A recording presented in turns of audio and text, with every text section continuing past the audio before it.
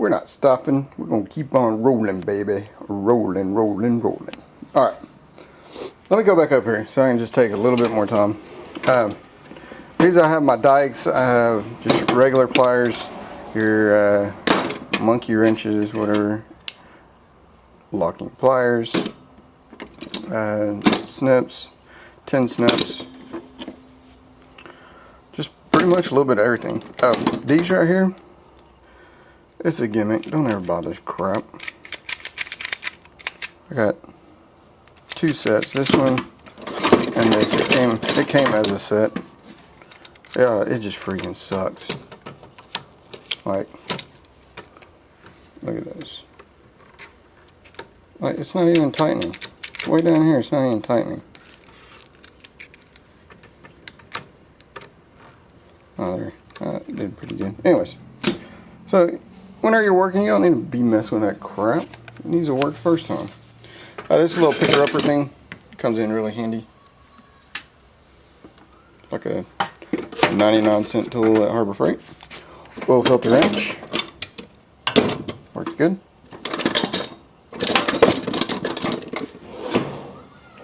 Alright, this one. I kind of went over this one pretty decent, I guess. In case you didn't know what an impact screwdriver is. You have this little device. You put, oh jeez. You put this on the end of that, and it accepts these Phillips screwdrivers, flathead screwdriver. And you have this set in there, and you turn it, and then you put pressure on it, and then you whack the top of it with the hammer, and it does 2 things. One, it impacts that screw, so it pushes this, or any one of your bits, it pushes that farther inside that screw to help it from stripping. And then 2, it jars it so it can get that extra little nudge to, you know, make it come undone. Yeah, I think that's it. Alright, this one, again, that's just pry bars. Nothing too special on that. This box has a lot of, these are kind of what I call my specialty stuff. Tap and die set, and this is SAE, and I wish I should have bought the SAE and the metric at the same time, but I didn't. Good set. This is a pickle fork. Pretty neat. You just screw this into either one of these and then hit it with a hammer, or you can put this into your air hammer and let it do the work for you. That's cool. This is your contour gauge. Contour gauge, yeah. That way, if you ever needed to find a contour or something, you just push it up on there, and it'll get that contour so you can cut out, be a perfect fit, or somewhat perfect fit. This is just a body and fender set. It's hammers and dollies and stuff like that. My wife bought it for me, but I really don't do a lot of body work. But I have used it on different like body panels on this tractor and on the 8-in tractor that I had. There's a little stethoscope deal. You put this on if you hear funny noise or whatever. This is another compression test, which it's a compression and also vacuum. That is my old school timing light.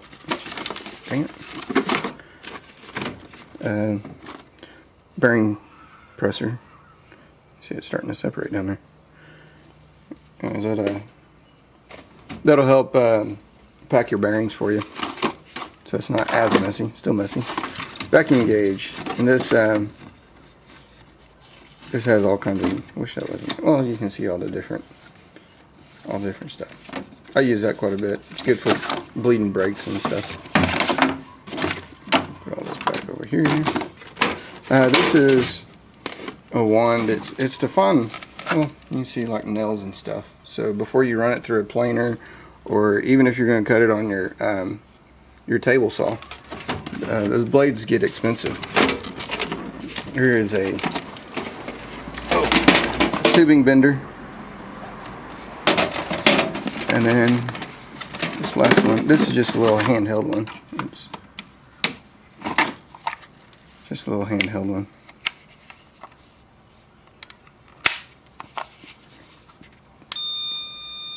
Just turn it up till it goes off.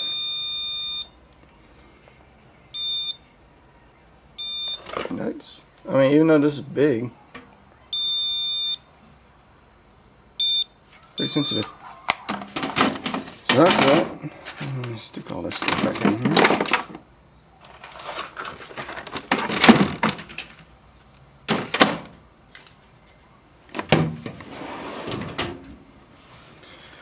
Oops. Forgot that. Alright. I have this extension cord here so I can just run it out that way if I need it. But it's usually plugged into the battery tender for the Corvette. So alright, here's the welding station, I guess you can call. It's a Lincoln 135T. It does pretty good. I enjoy it. Get your little gauge here. I use a 0.30 wire. I think it's Lincoln wire that I use. And then I use pure CO2. To each their own. Here's the helmet. I got a new helmet.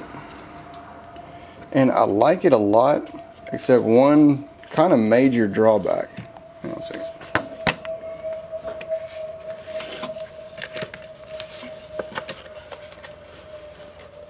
I'll go over the pros real quick with you. It's a really light helmet. Looks pretty good. You have all your dials on the outside. So theoretically you can fix it on the fly, I guess, instead of on the inside. But you can see that's pretty clear. And it darkens up. So anyways, like I said, it's really light. Plenty of adjustment on your head and everything. Now here's what I hate. I didn't really think too much about it whenever I bought it. These lenses that are usually replaceable, like here's the old Harbor Freight one. Harbor Freight lens, you just pop it out, replace the lens, and you can see again. Yeah, you can't buy them. And I've griped and griped and griped. It came with one, and that's it. Came with one other replacement lens. So I think whenever it comes by to get another replacement lens, I'm just gonna have to, I guess, make my own. Which, you know, I guess I can, but whatever. All right, so that's put back up. That's some old oxygen propane, I think. Is that what it is? Yeah, oxygen and propane tank. They're empty. Oxygen acetylene tanks. They're just little bitty ones, but I have the rosebud torch that I use a lot. That's heat up a lot of area so you can bend stuff. Then I have my cutting torch head. Oh, this right here is where you can ground, instead of using a ground clamp like that, it's a magnetic grounding clamp. And that centerpiece is what actually grounds it, but push it up there. Anyways. Seemed to work pretty good. Except I was getting like small things that I wasn't really working right. Alright, so we had the plasma cutter, thermodynamics. It does pretty good. It cuts, stuff like this thin pretty easily. Oh, let me go back over here. It's a big heavy magnet, and there's an angle magnet. I got my plugs coming out here. Here's a little grinder, or not a grinder, what do you call it? Electric engraver. How about that? Flashlight. Another little flashlight. Another little flashlight. All free from Harbor Freight if you go at the right time. And then up there is my stereo that's not working. It stopped getting FM signal. Available at home. So that kind of sucked. Here's my gauge. I just picked this up a couple months ago, but it kind of tells you what gauge of metal you're dealing with. It's up at the top all the way around. It feeds back into it, so 0 gauge, and then on this side gives you the decimal part of it. Half inch thick, whatever. 0.3125 is as big as it gets. So good. I have this up here just for. Actually, usually I have this for is I have it behind this,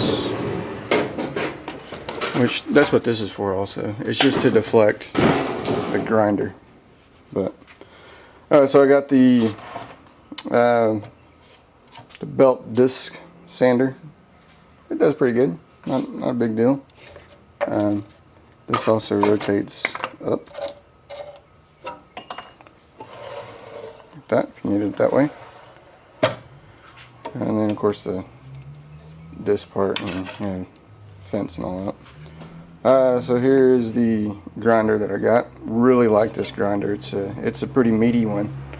It's got variable speed.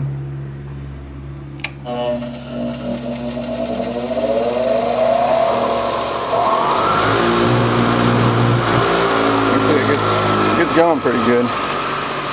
This is a battery. I have my safety glasses right here, just for convenience, because you know, if I have to walk 3 feet, I might not use it. But if it's right there, I most likely use it. Let me go here. This is my, I guess, MIG welding deal. I got some wire brushes and stuff. There's an auto darkening helmet, item 37908 from Northern Industrial or Northern Tool. But like I said, it's cool. There's the one piece. Actually, hang on a second. I don't want this new piece to be all scratched up, so put it inside there. So remember that whenever I'm looking for it, okay? These are the, I don't know what you call them, the consumables for the plasma cutter.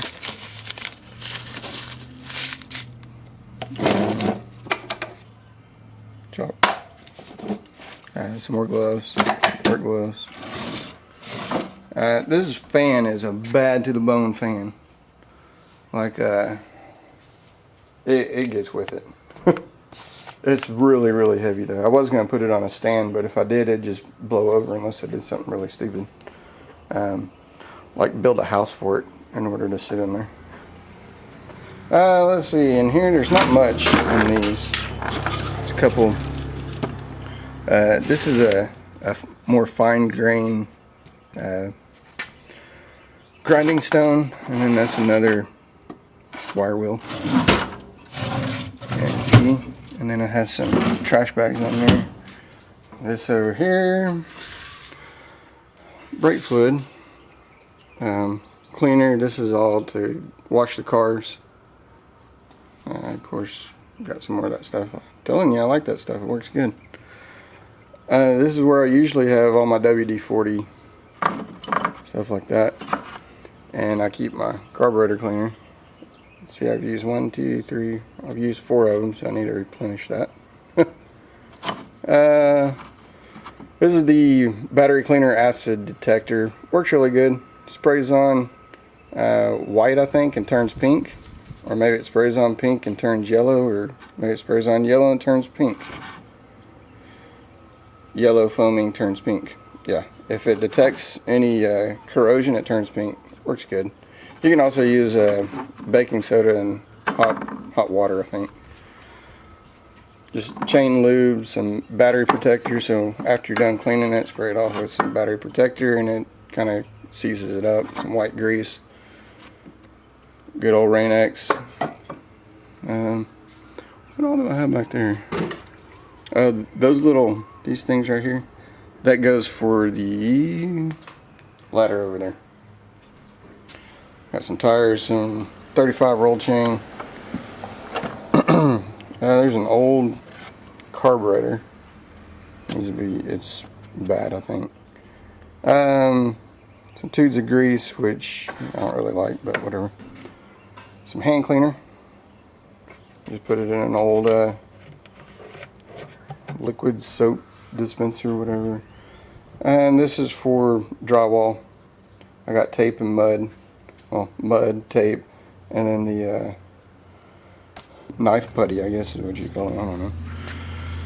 And here's a little tray that you can dip it into with a big mama scraper.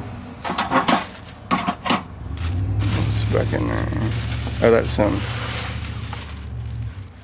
What is that? I think that's grout.